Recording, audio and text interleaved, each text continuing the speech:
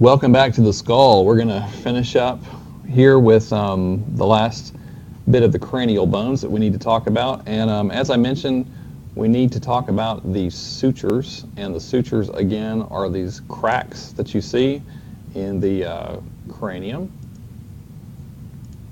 which are joints. They're actually locations where your different cranial bones come together and form a joint with each other. And within those cracks, they're not open. You actually have strips of dense, very fibrous type connective tissue.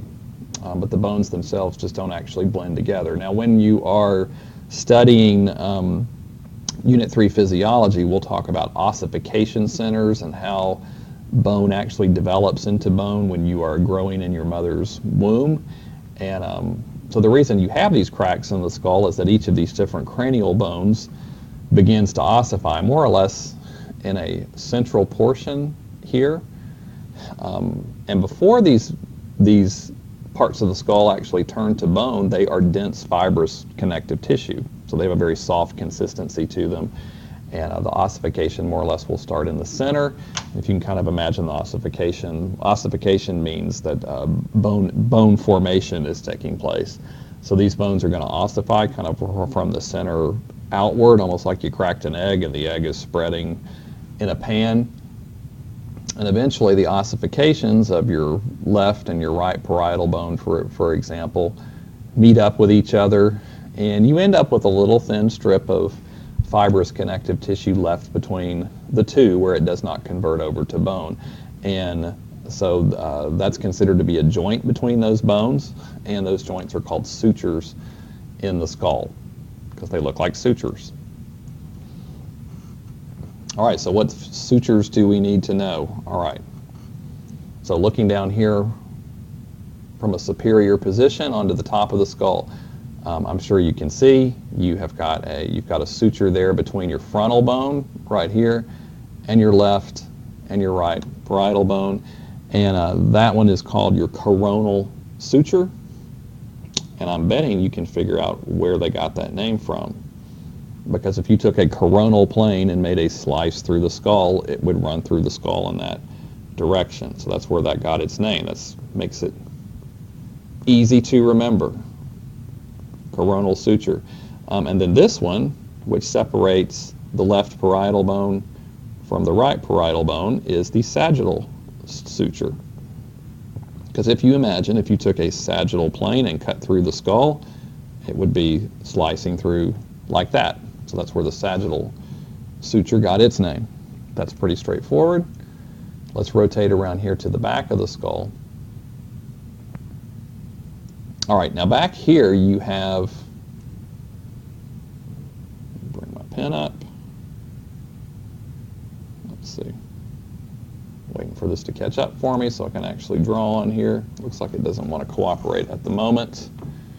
Let me just highlight this with the cursor. So right along in here you've got a suture that's running like this between, what bone is that? Occipital bone, left parietal, right parietal. This is called the lambdoidal suture. It's actually named for the Greek letter lambda, if you've seen that before.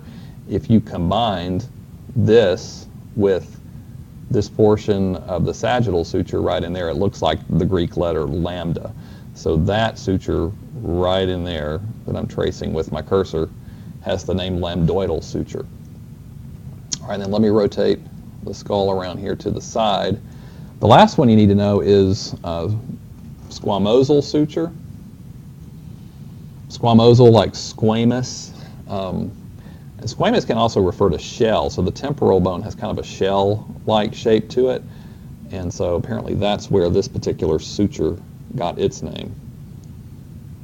I can kind of trace along there. Oops, I didn't turn my pen on. Sorry about that.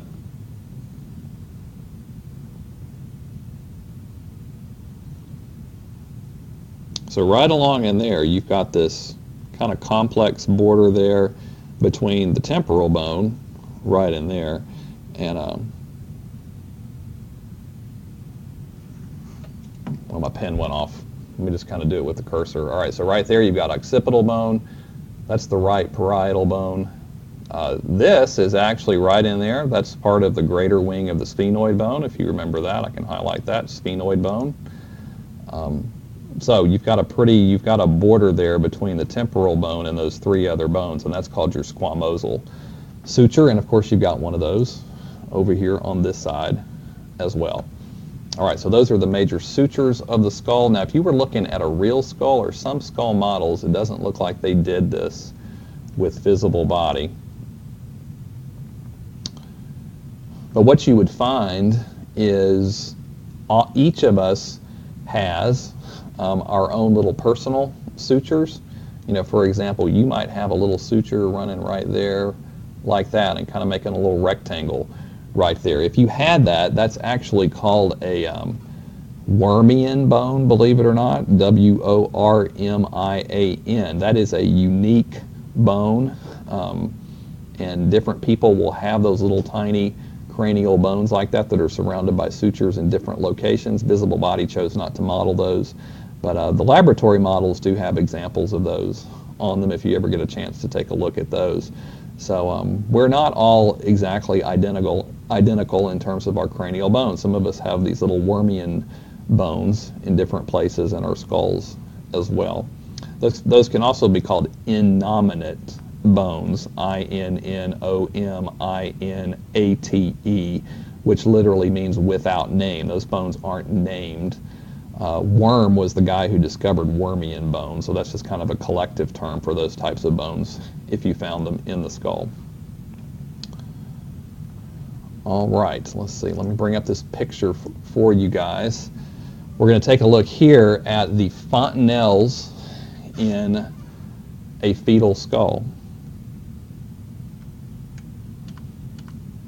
Oh, okay, that's nice. Let's take a look at these. All right, so let's take a look at this side view over here. All right, so a fetal skull. So I just mentioned that when, oops, this is running a slideshow for me, which I don't want to do. Okay, bring this up. Actually, I'm going to move over there like that.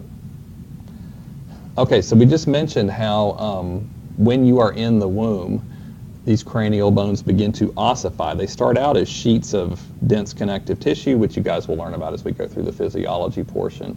And there's an ossification center that develops. So it begins to ossify or convert to bone here, and then it radiates outward. It spreads outward towards the other cranial bones that are developing there in the skull. So while you're still a fetus, you have areas in between these bones that have not yet ossified. There's still the dense connective tissue. Those are called the fontanelles, as you can see there. And you know these as, let me flip over here to the, no, back this way. Looking down from a superior position onto the top of the fetal skull here, there's a big fontanelle here called the anterior fontanelle. And that's what you know of when a baby is first born. They have that soft spot in that location in the skull, and sometimes you can actually see it pulsating. If you look closely at it or if you touch it, it kind of grosses you out. That's just a location where you have not completely formed the coronal suture here between the parietal bones and the frontal bones. All right, so this what you guys know of as the soft spot in a newborn baby, it just hasn't completely closed off. The reason it doesn't close off is it makes the skull more flexible, so that during childbirth, you know how the baby's head has to get squeezed down the birth canal, and so it's going to get compressed when that happens. That's why sometimes newborn babies come out kind of looking like cone heads. That flexibility allows childbirth to take place. If those fontanelles close off before childbirth, if they ossify too early, then it could cause problems with childbirth. The baby's head might not fit through the birth canal, and that might require a C-section for delivery. All right, so this one up on the anterior superior portion of the fetal skull is called the anterior fontanelle, and then notice back here in the posterior portion, here along where the lambdoidal suture is eventually going to develop, you have a spot back in there that's named the posterior fontanelle. This one can also be called the occipital fontanelle because it's near the occipital bone. This one can also be called the frontal fontanelle because it's near the frontal bone, which makes sense. Then if you're looking over here at a lateral view of the fetal skull, so you've got that squamosal suture that's going to develop, and so right in here you have a soft spot near the sphenoid bone. That's part of the sphenoid bone right there. That's called the sphenoidal fontanelle, which can also be called, if you look there on your lab guide, the anterolateral fontanelle. So you're looking at a lateral view of the skull, and this is an anterior fontanelle, so it's also known as the anterolateral fontanelle as well. Then back in here, around where the mastoid process is going to develop, back in here, you have an area that does not ossify very quickly in the fetal skull. That's called the mastoid fontanelle. And the other name for that is the posterolateral fontanelle, because it's lateral side, but in the posterior section. So either of those names are fine that you have listed. You can learn those fontanelle names and use either of those terms if I ask you to identify those on the lab test. Either one would be fine. And that wraps up all the bones and features you need to know for the cranial portion of the skull. Next we'll be moving on to a little series of video clips on the facial bones of the skull.